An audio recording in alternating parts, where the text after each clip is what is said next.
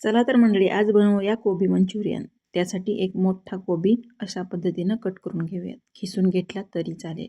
त्यानंतर त्यामध्ये कट केलेल्या कांद्याची पात व कांदा, बारीक कट केलेलं गाजर, शिमला मिरची, कोथिंबीर, आले लसूण पेस्ट, सोया सॉस, 1 वाटी गव्हाचे पीठ व पाव वाटी कॉर्नफ्लॉवर, लाल मिरची पूड, चवीनुसार मीठ, हे सर्व जिन्नस व्यवस्थित असं मिक्स करून घ्यायचं आहे. यामध्ये कोणत्याही प्रकारचा फूड कलर न टाकता चिमूटभर हळद टाकून व्यवस्थित मिक्स करून थोडं थोडं लागेल असंच पाणी वापरून पीठ व्यवस्थित मळून घ्यायचं आहे. हे मळण्यासाठी शक्यतो पाणी लागतच नाही, लागत असेल तर थोडंसंच पाणी लागतं.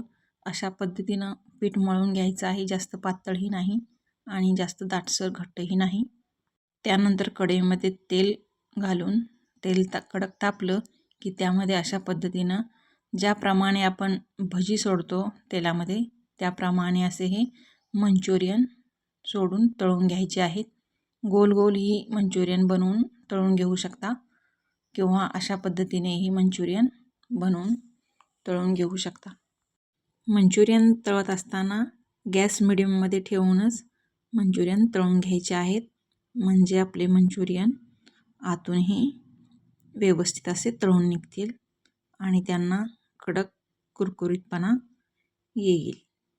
यामध्ये आपण कोणताही कलर वापरला नाही तरीही पहा कशा पद्धतीने मंचुरियन आपले बनले आहेत.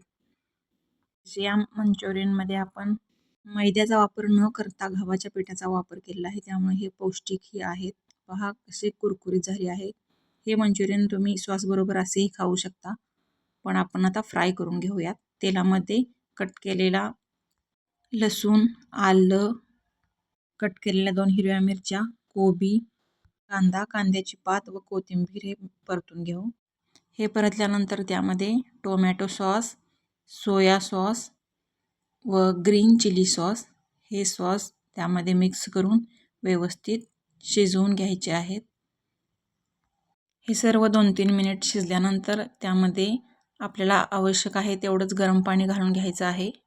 इकडे वाटीमध्ये 2 चमचे कॉर्नफ्लॉवर घेऊन त्यामध्ये थोडंसं पाणी मिक्स करून त्याची स्लरी बनवायची आहे व ते कढईमधलं पाण्याला उकळी आली की त्यामध्ये हे मिक्स करून व्यवस्थित शिजवून घ्यायचं आहे. 2-3 मिनिट शिजवून घेऊन थोडंसं चवीनुसार मीठ घालून त्यामध्ये हे तळलेले मंचुरियन मिक्स करून घ्यायचे आहेत. व्यवस्थित असं मिक्स करून घ्यायचं आहे. पहा अशा पद्धतीनं मंचुरियन फ्राय करून घ्यायचे आहेत. एकदम साध्या सोप्या घरामध्ये अवेलेबल असणाऱ्या गोष्टींपासूनच आपण हे मंचुरियन बनवलेले आहेत. असेच गरम गरम खायला खूप टेस्टी लागतात. अशाच नवनवीन रेसिपींसाठी उषाज मराठी रेसिपीला सबस्क्राईब करा. धन्यवाद.